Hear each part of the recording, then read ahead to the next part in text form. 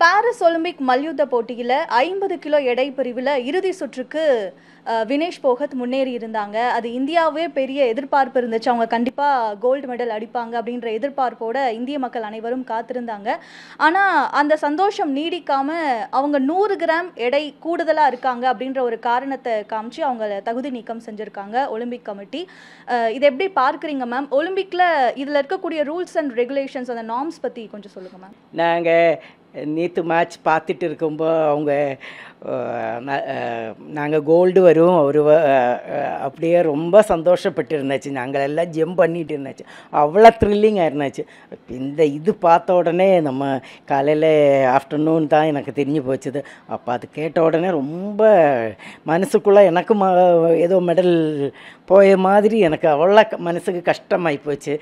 ஏன்னா நாங்கள் எல்லாம் சொல்லியாச்சு, இங்கே ஃபேமிலி எல்லோரும் ஒன்றா டிவி பார்த்துட்டு இருந்துச்சு நேற்று. அப்போ நமக்கு கோல்டே கிடைக்கும், ஃபஸ்ட் லேடி ஒலிம்பிக் கோல்டு அப்படியெல்லாம் நாங்கள் சொல்லிகிட்டு இருந்துச்சு. அது ரொம்ப என்ன சொல்லுது, ரொம்ப மனசுக்குள்ளே ரொம்ப வருத்தமாக இருக்குது. இந்த மாதிரி ரொம்ப ஃபீலிங்காக இருக்குது. இப்போவும் அது இந்த ஃபீலிங் இதுவரையும் போகலையா, அவ்வளோ கஷ்டமாக இருக்குது. எனக்கு ரூல்ஸ் ஒன்றும் நான் அத்லெட்டு, நான் 4 ஒலிம்பிக்ஸ் பார்ட்டிசிபேட் பண்ணியிருக்கு. ஆனால் ரூல்ஸ் ஒன்றும் எனக்கு தெரியலையா. நாங்கள் ரன்னிங் ரேஸு, அவங்க ரெஸ்லிங்கு, அந்த ரூல் ஒன்றும் எனக்கு அவ்வளோ தெரியாது. ஆனால் ரொம்ப கஷ்டமாக இருக்குது. 100 மில்லிகிராமுக்கு 100 இதுக்கு போயிருக்குன்னு ரொம்ப மனசுக்கு கஷ்டமாக இருக்குது. ஆனால் நமக்கு மெடல் அட்லீஸ்ட் கோல்டு இல்லைலும் சில்வர் கிடைக்கும்னு ஷுவராக நம்ம பார்த்துட்டு இருந்தாச்சு. அது ரொம்ப மனசுக்கு கஷ்டமாக இருக்குது. எனக்கு மட்டுமல்ல, நம்ம ஃபேமிலியில் இருக்குது, எனக்கு இந்தியா ஃபுல்லாக எல்லாருக்கும் அப்படியே இதாக இருக்கும். ஒலிம்பிக்ஸ்ன்னு പറഞ്ഞാൽ வேர்ல்டில் ஒரு காம்படிஷன், வேர்ல்டு மாமா அவளை பெரிய ஸ்போர்ட்ஸில் பெரிய ஒலிம்பிக்ஸு அந்த மாதிரி மீட்டுக்கு போகுது. ரொம்ப மெடல் போகுது, நமக்கெல்லாம் ரொம்ப கஷ்டமாக இருக்குது. இப்போ நீங்களும் பல முறை ஒலிம்பிக்கில் கலந்துருக்கீங்க. இப்போது ஆக்சுவலாக பார்த்தோன்னா இந்திய மல்யுத்த வீராங்கனை ஒருத்தர் முதல் முறையாக இறுதி சுற்றுக்கு முன்னேறி இருக்காங்க. கண்டிப்பாக பதக்கம் கிடைக்கும்னு எதிர்பார்க்கப்பட்ட சூழலில் இப்படி ஒரு நிகழ்வு நடந்திருக்கு. இப்போ மக்கள்லாம் என்ன சொல்கிறாங்கன்னா, ஒரு 100 கிராம் தானே அப்படின்ற விஷயங்கள் மக்கள் அப்படி தான் அதை பார்க்குறாங்க. ஆனால் ஒலிம்பிக்கில் 100 கிராம் அப்படிங்கிறது எவ்வளோ பெரிய விஷயம், அங்கே ரூல்ஸ் அப்படிங்கிறது எவ்வளோ ஸ்ட்ரிக்டாக இருக்கும் மேம்? ரூல்ஸு ஸ்ட்ரிக்ட்டு தான் இருக்கும்.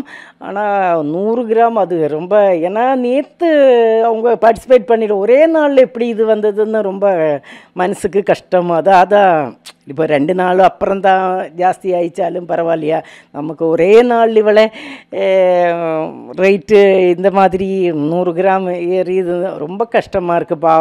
ஏன்னா மெடலு போயிடுச்ச, நைட்டெல்லாம் தூங்காது அவர் அப்படியே டிவியில் பார்த்துட்டு இருந்த, நைட்டு தூங்கவே இல்லை, எக்ஸசைஸ் பண்ணிட்டு இருந்தாச்சு. அதெல்லாம் இப்போ ஹாஸ்பிட்டல் அட்மிட்டாக அதெல்லாம் பார்க்கும்போது நமக்கு ஒரு லேடி அந்த மாதிரி இருந்தால் நமக்கு ரொம்ப வருத்தமாக இருக்குது, ரொம்ப கஷ்டமாக இருக்குது. இப்போது ஆக்சுவலாக அவங்க நேற்று 3 போட்டிகளில் பங்கெடுத்திருக்காங்க. 8 மணி நேர இடைவெளியில் 3 போட்டிகள் கலந்துருக்கிறாங்க. அதில் தோற்கடிக்கவே முடியாத வேர்ல்ட் சாம்பியனையும் அவங்க தோற்கடிச்சிருக்காங்க. ஆனால் இன்றைக்கு பார்த்தோன்னா 2 கிலோ அதிகமாக இருந்தது. நைட்லேருந்து பண்ண அவங்க எக்ஸசைஸ் டயட் காரணமாக அந்த 1.8 கிராம் வரைக்குமே அவங்க குறைச்சிருக்காங்க. இந்த 100 கிராம் குறைக்க முடியாத காரணத்தினால அவங்க தகுதி நீக்கம் செய்யப்பட்டிருக்காங்க. அப்போ இங்கே இந்திய அணி பயிற்சியாளர்கள் குறித்து கேள்வி எழுப்பப்படுது. அப்போ டயட்ரிஷியன் என்ன பண்ணாங்க, நியூட்ரிஷனுடைய வேலை அங்கே என்னவா இருந்துச்சு, அவங்க தானே இதெல்லாம் பார்த்துருக்கணும் அப்படின்ற கேள்வி மக்கள்கிட்ட வருது. அது குறித்து அது கரெக்டு தான். நாங்களெல்லாம் பண்ணின டைமில் டயட்டீஷியன் அந்த மாதிரி ஒன்றும் கிடையாது. நான் 4 ஒலிம்பிக்ஸ் பார்ட்டிசிபேட் பண்ணியிருக்கேன் இந்தியாக்காக.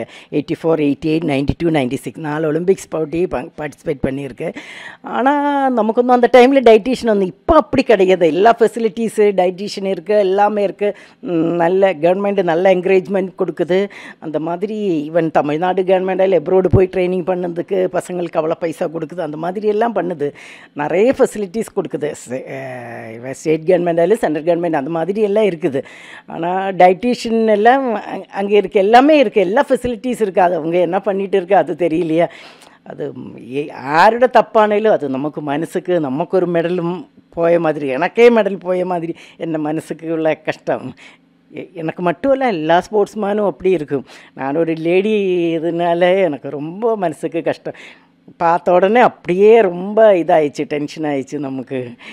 எனக்கு மட்டும் இல்லை, உங்களுக்கும் எல்லாருக்கும் ரொம்ப ஏதாவது அவங்க பார்ட்டிசிபேட் ஏதாவது ஸ்பெஷல் கேஸாக ஏதாவது பண்ணியா ரொம்ப நல்லாயிருக்கும். அதுதான் என்னோட ப்ரேயர். இப்போ பொதுவாக வினேஷ் போகத் வந்து கலந்துக்கக்கூடிய எடை பிரிவுன்னு பார்த்தோன்னா 53 எடை பிரிவில் தான் அவங்க போட்டியில் பங்கெடுத்திருக்காங்க. இந்த முறை தான் ஒலிம்பிக்கில் அவங்க 50 கிலோ எடை பிரிவில் முதல் முறையாக பங்கெடுக்கிறாங்க அப்படின்னும் பொழுது இது ஒரு காரணமாக அமைஞ்சிருக்கு. அவங்களுடைய இந்த வெயிட் கெயினுக்கு இது ஒரு காரணமாக இருந்திருக்குமா? அது சொல்ல முடியாத. வெயிட்டில் நானெல்லாம் எனக்கு குழந்தை பிறந்ததுக்கு அப்புறம் 60-70 கேஜி இருந்துச்சு. அப்புறம் ஒரு வருஷம் ப்ராக்டிஸ் 10 கிலோ கம்மி பண்ணியாச்சு. அந்த மாதிரி ரொம்ப ஹார்ட் ஒர்க் பண்ணியால் அது வெயிட்டு அது கம்மி பண்ண முடியும். நம்ம ட்ரைனிங் பண்ணி ரொம்ப ஹார்ட் ஒர்க் பண்ணியால் எக்ஸசைஸ் பண்ணி நிறைய ஓடி கண்டினியூஸாக ஓடியெல்லாம் வெயிட் கம்மி பண்ண முடியும். அது பிரச்சனை கிடையாது. அது என்னன்னு நமக்கு தெரியுதில்ல, என்ன அதுக்குள்ளே இதுன்னு ஒன்றும் மார்க்குன்னு தெரியாது. ஆனால் நமக்கு மெடல் கிடைக்காத போயிடுச்சு. அது ரொம்ப வருத்தமாக இருக்குது எல்லாருக்கும். இப்போ நீங்கள் வந்து 4 ஒலிம்பிக் போட்டிகளில் பங்கெடுத்திருக்கீங்க அப்படின்னும் பொழுது இந்த மாதிரியான சுச்சுவேஷன் இதற்கு முன்னாடி ஏதாவது நடந்திருக்கா மேம்? இந்த மாதிரி வெயிட் கெயினால் ஒருத்தர் தகுதி நீக்கம் செய்யப்படுது எந்த ஸ்போர்ட்ஸாக இருந்தாலும் சரி, அந்த மாதிரி நீங்கள் பார்த்துருக்கீங்களா? நாங்கள் அத்லெட்டிக்ஸில் அப்படி வெயிட்டு அந்த மாதிரி கிடையாது. ரெஸ்லிங் அந்த மாதிரி மற்ற கேமில் தான் இருக்கும். நம்ம அத்லெட்டிக்ஸில் அப்படி கிடையாது. எவ்வளோ வெயிட் இருந்தாலும் அது இல்லை பார்க்கல. இது ஃபஸ்ட் டைம் தான் இது இந்த மாதிரி கேள்விப்பட்டிருக்கு. நமக்கு அவ்வளோ அது தெரியாது. வெயிட் இருக்குது. அந்த வெயிட் வெயிட் லிஃப்டிங்கும் இது ரெஸ்லிங் இதெல்லாம் பார்த்துருக்கேன். அவங்களுக்கெல்லாம் வெயிட் கம்மி பண்ணலாம் வெயிட் கேட்டகரி தான் இருக்குது, அது தெரியும். ஆனால் இந்த மாதிரி அது ஃபஸ்ட் டைம் தான் கேள்விப்பட்டிருக்கு. இப்போ சில மாதங்களுக்கு முன்பு பார்த்தோன்னா வினேஷ் போகத் மற்ற வீராங்கனைகள் மல்யுத்த வீராங்கனைகள்லாம் சேர்ந்து பாஜக எம்பி பிரிஜ்பூஷனுக்கு எதிராக தெருவில் நின்று போராட்டம் நடத்தினாங்க. இப்படி மனதளவில் உடல் அளவில் பல நெருக்கடிகளுக்கு மத்தியில் அவங்க இந்த ஒலிம்பிக் போட்டியில் பங்கெடுத்திருந்தாங்க. அந்த ஒரு நாள் நேற்றைய தின போட்டியில் 3 அரையிறுதி காலிறுதி எல்லா போட்டிகள்லையுமே அவங்க வெற்றி பெறும் பொழுது இது பெரிய பேசு பொருளாக பேசப்பட்டது. இப்போ அவங்க தகுதி நீக்கம் செய்யப்பட்டதற்கு பின்னாடி ஒரு சதி இருக்குது, ஒரு கான்ஸ்பிரன்சி இருக்குது அப்படிங்கிற மாதிரி சொல்கிறாங்க. இதை எப்படி பார்க்குறீங்க மேம்? நமக்கு அது தெரியல, என்ன இருக்குன்னு நமக்கு தெரியலையா. ஆனாலும் என்ன ஆயாலும் நமக்கு மெடலு போயிடுச்சு. அதுதான் டிவியில் பார்த்துருக்கு. மெடலு கிடைக்கணும், அதை திருப்பி அவங்களுக்கு ஏதாவது காம்படிஷன் வச்சா நல்லாயிருக்கும். அதுதான் என்னோட. சன் நியூஸ் வாட்ஸ்அப் சேனலை ஃபாலோ செய்யுங்கள். QR கோடை ஸ்கேன் செய்து சன் நியூஸோடு இணைந்திருங்கள்.